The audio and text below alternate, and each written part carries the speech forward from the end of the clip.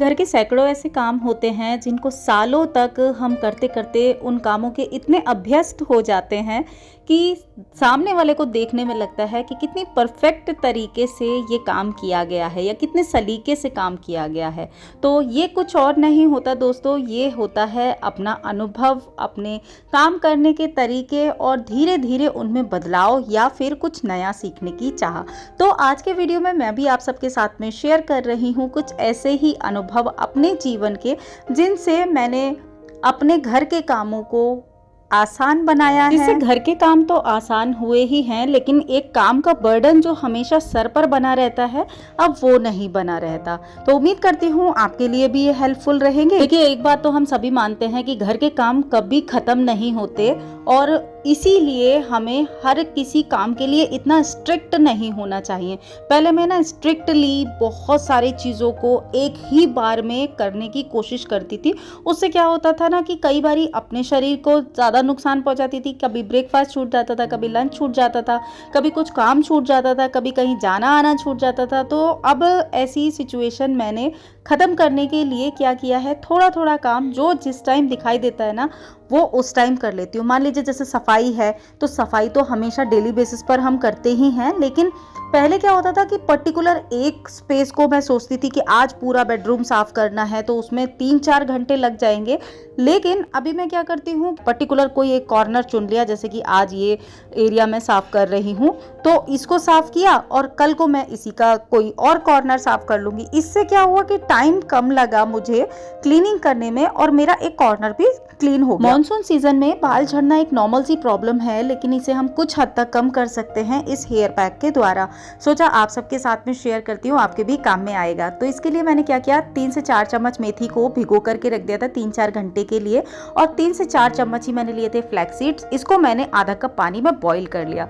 जब बॉईल हो गए तो उस पानी सहित मैंने फ्लैक्स सीड्स को डाला है इस मिक्सर ग्राइंडर में। थोड़े से कड़ी पत्ता डाले हैं और जो मेथी का पानी निकाल दिया था, पानी अलग कर लिया और मेथी को डाल दिया है। इसके अंदर थोड़ा सा कोकोनट ऑयल डाला और इसको ग्राइंड कर लिया है। अब ये बन गया एक ऐसा पेस्ट जिसको आप बालों में लगा करके लगभग 30 to 40 मिनट रखेंगे तो आपके जो बाल हैं वो झड़ने तो बंद होंगे ही, कम हो जाएंगे बाल झड़ने। इसमें एक बहुत ही अच्छी सॉफ्टनेस, शाइन और एक स्मूथनिंग जब हम कराते हैं तो हमें फील होते हैं ना बाल, सेम ऐसा टेक्सचर आपको ये अगर आप रेगुलर अपने बालों पर अप्लाई करते हैं तब आपको देखने के लिए मिलेगा। बालों की हेल्थ के लिए बहुत अच्छा हेयर पैक है। मैं अपनी डॉटर के बालों में अक्सर लगाती हूँ, इसे डैंड्रफ भी जाती है। आप भी इसको ट्राई कर सकते हैं। और हाँ, इसी के साथ में अगर बच्चों के साथ में इस तरह की एक्टिविटी करते हैं ना, तो इसके साथ में 2 चीज़ें होती हैं। बच्चों के साथ में थोड़ा टाइम स्पेंड करने का भी मौका मिलता है और बच्चों के साथ आपकी बॉन्डिंग भी बहुत अच्छी होती है। और वैसे भी बच्चे जब तक स्कूल गोइंग होते हैं तब हम उनके साथ में ज़्यादा टाइम स्पेंड कर सकते हैं। एक बार जब बच्चे कॉलेज में, जॉब में जाने लगते हैं तब उनके पास भी इतना समय नहीं होता है कि वो प्रॉपर आपके पास बैठ करके आप सबके बाद में बातें करें या आप सबके साथ में टाइम स्पेंड करें, क्योंकि लाइफ के अलग चैलेंजेस तब उनके सामने होते हैं और हर दिन एक नया चैलेंज होता है जिसको उनको अपने तरीके से फेस करना होता है।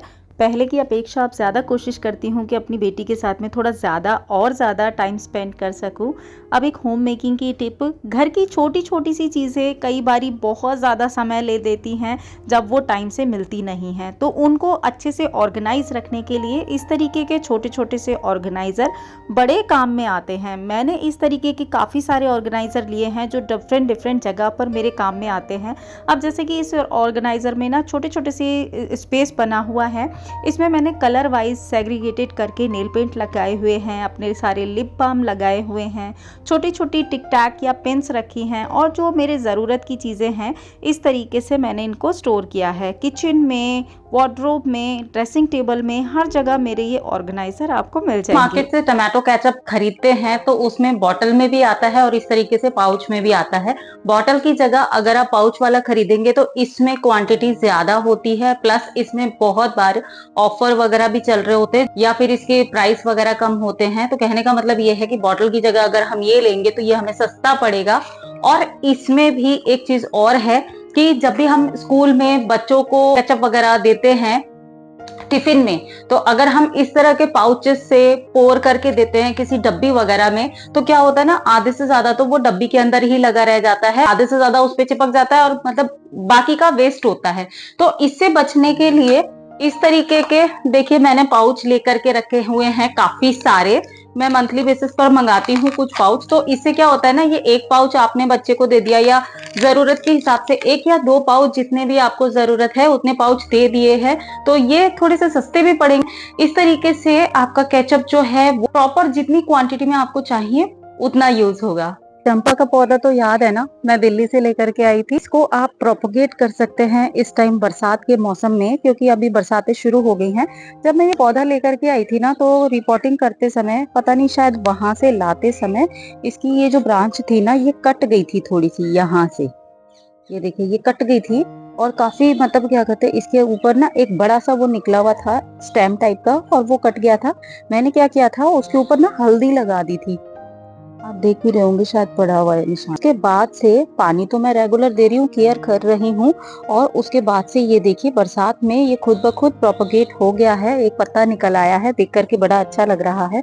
तो ये आपको दिखाने का रीजन ये है कि अगर आप बरसात में चंपा के पौधे में, जैसे मान लीजिए अभी तो मैं ये सोच रही हूँ कि यहाँ पर एक छोटा सा कट और लगाऊं, नॉड एरिया पर एक कट लगा करके हल्दी लगा करके देखो, शायद यहाँ से भी ब्रांच निकल आए, उसी के ऊपर फूल आएंगे। जैसे कि एक ब्रांच ये है, तो आप भी करके देख लीजिए अगर आप करना चाहें तो। कोई 100% गारंटी तो नहीं है, लेकिन हाँ मेरा ये काम किया इसलिए आप सबके साथ में शेयर कर रही हूँ।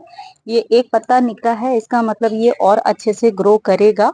तो आप भी कर सकते हैं चंपा के पौधे को, अगर इस तरीके से प्रोपोगेट करना है या घना करना है, क्योंकि जितने ज्यादा ब्रांच होंगे उतने ज्यादा इसके ऊपर फूल आएंगे। बरसात के दिनों में पौधों की ग्रोथ बहुत अच्छी होती है, तो इस टाइम पर अगर आप अपने पौधों की कटिंग करेंगे, उनकी गुड़ाई करेंगे, उनमें फर्टिलाइजर वगैरह देंगे ना, तो ये बहुत अच्छे से ग्रो करेंगे और जल्दी ग्रो करेंगे, फूल भी बहुत अच्छे से देंगे और ढेर सारी ब्रांचेस आएंगी, तो बहुत अच्छे से इसमें फ्लावरिंग होगी। जैसा कि मैंने गुड़हल के एक पौधे में, इन दोनों पौधों में बहुत अच्छे से एक फर्टिलाइजर दिया था, और उसके बाद से लेकर के अब तक आप देख सकते हैं इसके ऊपर डेली फ्लावर आते हैं, और मैं भगवान जी को चढ़ाती हूँ। अभी भी देखिए कितनी सारी बर्ड्स बनी हुई हैं। अपने सब कुछ ध्यान दिया है, अच्छे से इसमें ध्यान दे रहे हैं, मेलीबग वगैरह नहीं है, वाटरिंग वगैरह करते हैं, गुड़ाई वगैरह करते हैं, और फिर भी फूल नहीं आ रहे हैं। तो मिट्टी का पीएच लेवल जो है वो आप चेक करें।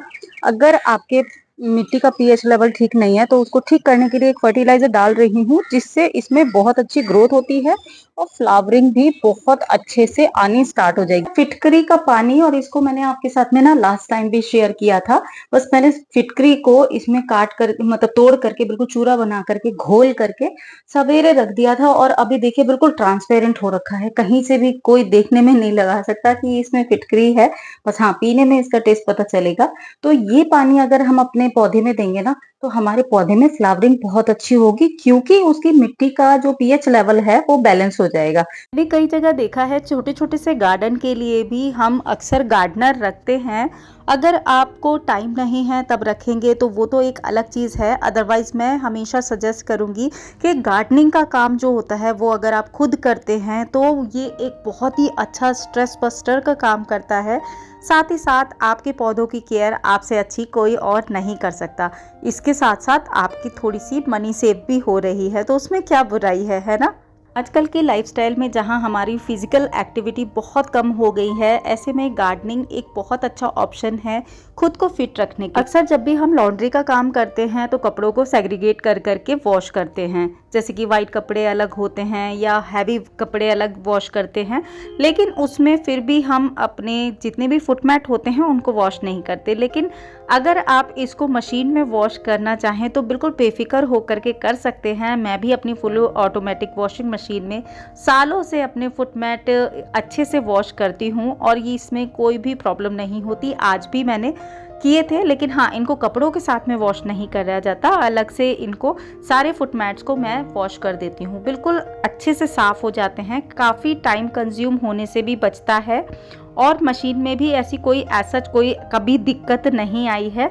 तो आप इस तरीके के जो भी फुटमैट होते हैं, चाहे इनके पीछे रबर लगी हो या विदाउट रबर वाले हों, आप एंटी स्किड को भी अच्छे से इसमें वॉश कर सकते हैं। जैसे जैसे समय बीतता जाता है हमें नई नई चीज़ों का अनुभव होता रहता है और अपने होम मेकिंग स्किल्स को और अच्छा बनाने के लिए एक चीज़ जो मैंने समय के साथ साथ सीखी वो ये कि लाइफ में कोई ना कोई स्किल को आपको डेवलप करते रहना चाहिए, नए नए स्किल्स सीखते रहना चाहिए और उसके ऊपर काम करते रहना चाहिए। मसलन जैसे अगर आप कुकिंग करते हैं या अगर आप डांस करते हैं, आप पेंटिंग करते हैं या घर का ऑर्गेनाइजेशन करते हैं, तो उसमें ना समय समय पर बदलाव की बहुत ज़्यादा ज़रूरत होती है। उससे क्या होता है कि आप किसी चीज़ के लिए रिजिड नहीं होते। आपको जब नई चीज़ें पता चलती हैं तो आप धीरे धीरे करके उनको जब अडेप्ट करते हैं तो आपको कई बारी बहुत अच्छे तरीके या बहुत अच्छे सॉल्यूशन मिलते हैं। तो समय के साथ साथ ना किसी भी चीज़ को एक ही पर्टिकुलर तरीके से नहीं करते रहना चाहिए। समय के साथ साथ उसमें बदलाव बहुत ज़्यादा ज़रूरी हैं और वैसे भी बदलाव तो संसार का नियम है। जब हम किसी चीज़ को अच्छे मन से और अच्छे स्किल्स के साथ में डेवलप करते हैं तो वो चीज़ और आसान हो जाती है। और किसी भी काम को ना नॉर्मल तरीके से करना और अगर आप किसी स्किल्स के साथ में उस काम को करते हैं, उन दोनों का फ़र्क आपको अलग ही पता चलता है, चाहे आप होम मेकिंग ही क्यों ना कर रहे हों। एक नॉर्मल लाइफ में हम जिस तरीके से रहते हैं या फिर एक अच्छे तरीके से जिस तरीके से हम रहते हैं, दोनों के घर का फ़र्क हम एंटर होते ही दूसरा इंसान खुद ब खुद समझ जाता है। तो कहने का मतलब ये है कि ज़िंदगी में चाहे कुकिंग हो, कोई भी छोटी मोटी कोई भी एक्टिविटी क्यों ना हो, उसको अच्छे से सीखना चाहिए। अब जैसे कि खाना बनाना मेरा पहले उतना शौक़ नहीं था क्योंकि शुरू से मैं वर्किंग रही हूँ, लेकिन धीरे धीरे जब ये जिम्मेदारी आ गई, एकदम से आ जाती है शादी के बाद में तो धीरे धीरे करके मैंने अपनी मदर इन लॉ से कुकिंग करनी सीखी। बेसिक खाने से शुरू करके अभी डिफरेंट खाना बनाने की कोशिश करती हूँ और उससे खुद को सेटिस्फैक्शन भी मिलता है, आपको कुछ नया अनुभव मिलता है। कुछ भी नहीं मिलेगा तो आपको अनुभव तो नया मिलेगा ही। तो इसलिए अपने किसी न किसी स्किल के ऊपर काम ज़रूर करते रहें, ये आपको कहीं ना कहीं कुछ दे ना दे सेटिस्फैक्शन ज़रूर देगा। तो दोस्तों उम्मीद करती हूँ आज के वीडियो से आपको कुछ ना कुछ हेल्प तो ज़रूर मिली होगी। अगर कोई भी मोटिवेशन मिला है तो इस वीडियो को लाइक ज़रूर कीजिएगा, चैनल पर नए हैं तो सब्सक्राइब ज़रूर कर लीजिएगा। इसी तरह के वीडियो मैं लेकर के आती रहती हूँ। वीडियो में अगर कोई भी प्रोडक्ट अगर आपको पसंद आता है तो सबके लिंक मैं नीचे डिस्क्रिप्शन बॉक्स में देने की कोशिश करूँगी, क्योंकि ये सारे सामान पुराने हैं मेरे, तो जो उनके लिंक भी मिलेंगे मैं दे दूँगी आपको, तो चेक कर लेना लिंक, है ना। और तब तक आपने क्या करना है, बी हैप्पी, बी एक्टिव, अपना ख्याल रखिए और मस्त रहिए। ये जो टैगलाइन है ना, ये सिर्फ कहने के लिए नहीं कहती हूँ, फॉलो करके देखिएगा, बहुत अच्छा लगेगा। बाय।